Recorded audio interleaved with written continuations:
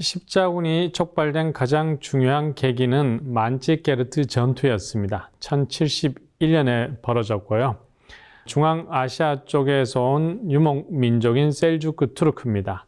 이 셀주크 투르크는 당시 소아시아 쪽에 있는 비잔틴 제국을 공격했습니다.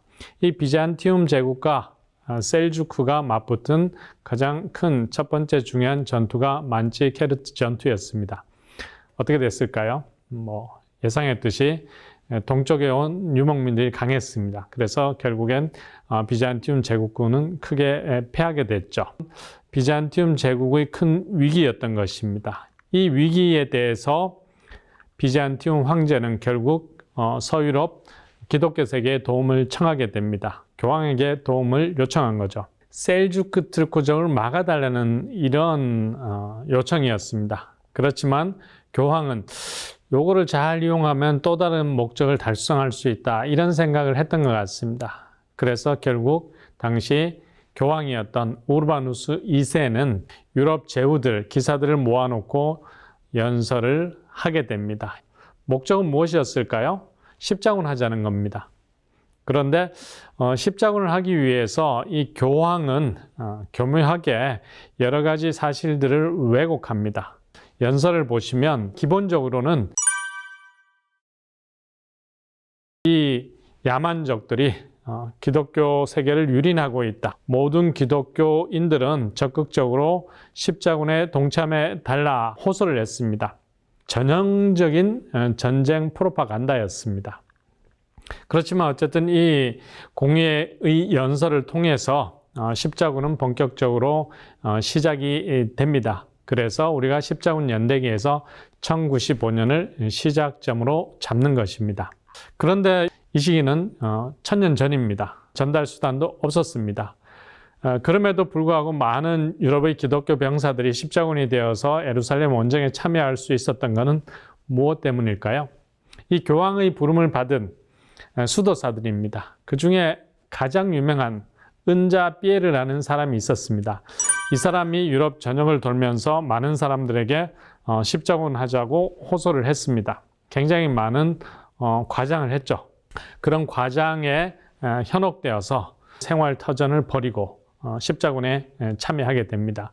그래서 초기에 먼저 참여했던 농민 십자군이 있었는데 이들은 거의 예루살렘도 가지 못하고 중간에 실패하고 다수가 죽게 되는 불행한 경험을 하게 되었습니다. 자, 우여곡절 끝에 1차 십자군 본대는 예루살렘에 도착했고요. 긴 시간 동안 싸워서 오늘날 시리아와 팔레스타인 지역에 4개의 기독교 왕국을 세웁니다. 이 기독교 왕국 중에서 가장 핵심적인 왕국은 바로 예루살렘 왕국이었습니다. 이게 어떻게 가능했을까요? 가장 중요한 이유는 이 시기 11세기 후반에 이슬람 세계가 분열되어 있었습니다. 이게 결국에는 서유럽에서 온 십자군 병력들이 이슬람 세계를 전체적으로 무찌른 건 아니지만 부분적으로 무찌르고 십자군 왕국을 세울 수 있었던 거죠. 아바스 왕조의 어떤 침체, 그리고 파티마 왕조, 북아프리카, 그리고 이베리아 반도의 어떤 이슬람들이 여러 측면에서 위기 상황이었습니다. 그렇기 때문에 사실 유럽 입장에서는 십자군이 교황이 주도가 돼서 연합군이 결성된 거지만 이슬람 입장에서 봐서는 수없이 많은 전쟁 중에 하나였어요. 그래서 이 이슬람 세계는 거의 18세기까지 십자군이라는 단어 자체가 없었습니다. 이슬람과 기독교 간의 싸움 또는 여러 세력, 지중해 여러 세력 간에 수없이 많았던 전쟁 중에 하나라고 생각했기 때문에 그것을 뭉뚱그려서 십자군 전쟁이라고 개념 규정을 하지 못했던 것입니다. 그만큼 사실은 이 십자군 전쟁 초기에 기독교 세계의 침략을 받은 이슬람 세계는 효과적으로 대응할 수 있을 만한 상황이 아니었다는 것입니다. 이게 결국 그나마 십자군들이 승리해서 1차 때 4개의 기독교 왕국을 세울 수 있었던 가장 핵심적인 이유 중에 하나였던 것 같습니다. 십자군 시절 여러 개의 기사단들이 수립됩니다. 대표적인 기사단 두 가지 정도만 이야기해 볼까 합니다. 첫 번째는 템플러즈, 성정 기사단이라고 부릅니다. 여기서 말한 템플, 이거는 솔로몬 신전입니다, 사실. 그래서 초기에는 이걸 오해해서 성당 기사단 이렇게 우리가 번역을 했었는데요. 요즘은 솔로몬 성전, 그래서 성정 기사단 이렇게 부르고 있습니다. 두 번째 기사단은 병원 기사단입니다. 명칭에서 나타나듯이 전쟁에서 다친 기사들을 치료하는 병원 역할을 했습니다. 이 두 개의 기사단은 이후에도 유럽 역사에서 여러 가지 사건에 휘말리기도 했고요. 많은 히스토리를 만들어냅니다. 그래서 어떻게 보면 기사단의 이야기는 십자군 시절에 한정되는 것이 아니라 풍성한 이야기거리의 원천이었습니다. 성정기사단 이야기부터 한번 해볼까요? 기사단 중에서 유럽의 어떤 조직 중에서 야사를 가장 많이 만들어낸 어떤 것 중에 하나가 성정기사단입니다. 왜 성정기사단의 이야기가 이렇게 흥미로울까요? 그 첫 번째 이유 중에는 성정기사단의 최후가 굉장히 스펙타클했습니다. 즉 1291년 아크레인 몰락으로 십자군 왕국이 사라지고 대부분의 십자군 병력들은 유럽으로 컴백을 하게 됩니다. 그렇지만 개인적으로 컴백한 사람도 있지만 교황 직속에 있는 이 기사단은 유럽의 많은 왕들과 군주들에게는 위협적인 요소가 됐습니다. 그렇기 때문에 이들을 쉽게 수용할 수 있는 왕국이 많지는 않았던 것 같습니다. 그래서 결국 이 성정 기사단은 불행한 최후를 맞게 됩니다. 이 불행한 최후가 비밀과 음모, 암살, 돈 이런 것들과 연관되어 있었습니다. 그래서 많은 풍성한 뒷이야기를 만드는 원천이었던 것입니다. 구체적으로는 프랑스 왕이었던 필립 4세와 교황 클레멘스 5세 이 두 사람이 공모해서 성정 기사단을 이단과 남색 혐의로 몰아서 화형시켜 버립니다. 1314년 3월 18일 파리에서 이 기사 단장이죠. 자크 드 몰레가 결국에는 이단으로 자백하라는 것을 안 하고 나는 무죄다 라면서 결국 화형 당합니다. 이 성정 기사단은 십자군 시절 많은 돈을 모았고요. 이 돈을 가지고 이자 대부업도 했고 또 배를 가지고 있어서 수송업도 했습니다. 한마디로 요즘식으로 하면 컴퍼니였죠. 돈을 굉장히 많이 벌었어요. 그리고 돈만 번 게 아니라 결국 이 무장 세력으로서의 어떤 무력을 가지고 있었기 때문에 프랑스 왕 입장에서는 얘들을 제거하고 얘들이 가진 돈만 차지하면 좋겠다. 이게 아마 프랑스 왕 필립 4세의 꿍꿍이였던 것 같습니다.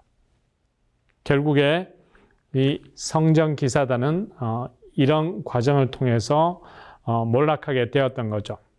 그런데 이 화형 순간은 역사가들이 관심을 많이 가지는 사건입니다. 그 이유 중에 하나가 자크 드 몰레가 사형을 당하면서 이 프랑스 왕에게 저주를 퍼붓습니다. 그 말 중에 하나가 신께서 누가 틀리고 누가 죄를 지었는지 아신다. 우리에게 죽음을 언도한 자들에게 횡액, 나쁜 일이 곧 닥칠 거다. 이렇게 저주를 합니다.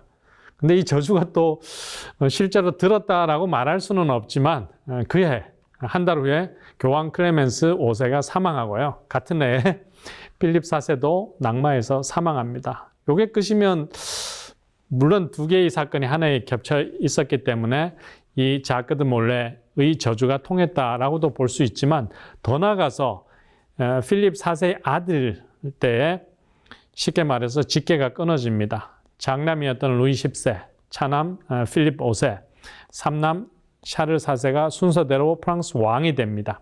그렇지만 그 이후에 직계 남자 후손이 없어지게 되죠. 그래서 결국에는 이 프랑스 왕실, 카페 왕조입니다. 카페 왕조의 직계가 단절되고 새로운 왕조죠.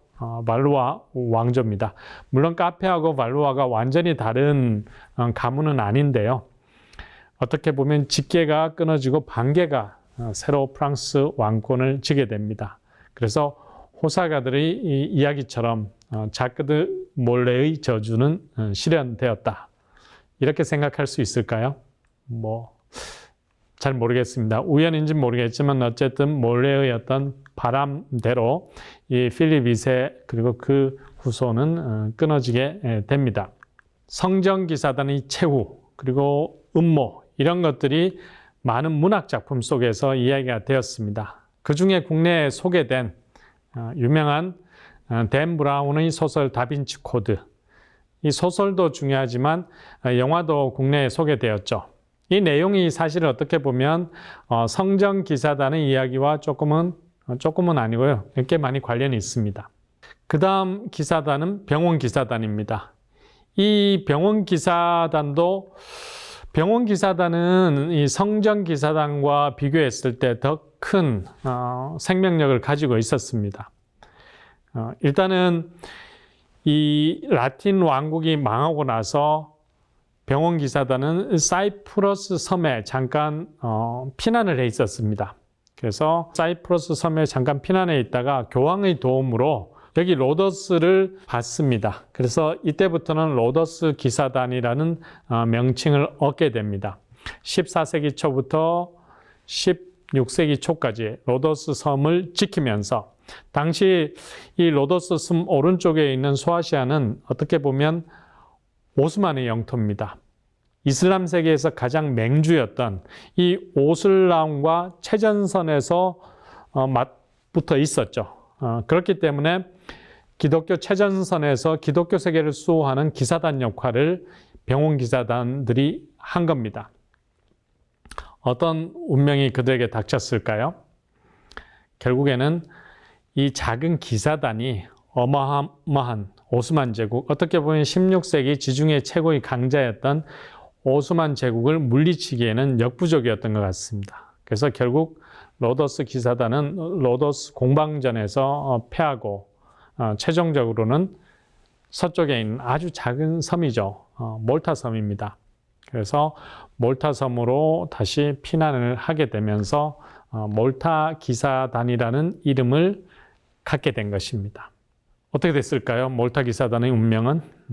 몰타 기사단은 아직까지도 몰타에 근거지를 두고 살아 있습니다. 여러분들이 16세기는 소아시아 반도에서 성장한 이 오스만 제국이 이집트를 정복하고요. 북아프리카 전역을 다시 이슬람 땅으로 되찾습니다. 그런데 눈에 가시 같은 하나의 그 작은 섬이 있었죠. 그게 바로 몰타입니다. 오스만이 어떻게 했을까요? 결국에 오스만은 로더스 때처럼 이 몰타 기사단을 무너뜨리기 위해서 엄청난 함대를 몰타에 파견합니다. 그렇지만 결국에 이 몰타 기사단은 오스만 제국 함대를 막아냅니다. 그래서 이 몰타의 역사에서 이 사건, 몰타 공성전, 방어전은 위대한, 그래서 신이 우리를 도왔다, 그렇게 포장하는 사건이기도 합니다. 결국에 몰타 기사단은 오스만 제국을 물리친 것은 아니지만 막아내고 그 이후 계속해서 지중해 중간에 있는 한 섬으로서 존속을 합니다. 지금까지 몰타 기사단은 존속하고요. 그러면 몰타 기사단은 지금 뭐 하고 있을까요? 이슬람 세계와 여전히 싸우고 있을까요? 아닙니다. 이제 몰타 기사단은 자신의 본연의 임무로 돌아갔습니다. 본연의 임무가 뭘까요? 원래 몰타 기사단은 로더스 기사단, 그 전에 병원 기사단입니다. 그래서 오늘날 가난한 사람과 병자들, 약자들을 돕는 일종의 병원 역할을 계속하고 있습니다. 이 십자군을 통해서 우리 후손들이 배워야 된 가장 중요한 덕목은 저는 개인적으로 종교적 관용입니다. 타 종교에 대한 어떤 관용이 절실히 필요합니다. 십자군은 어떻게 보면 타 종교를 인정하지 않겠다는 이 불관용의 이 전쟁이었고, 이 과정 중에 많은 사람들이 희생되었습니다. 서로 신이 원한다고, 신의 뜻이다라고 이야기했지만 신은 누구 편도 아니었던 것 같습니다. 그런 점에서 십자군을 통해서 다시 한번 타 종교에 대한 관용 정신을 배웠으면 좋겠습니다.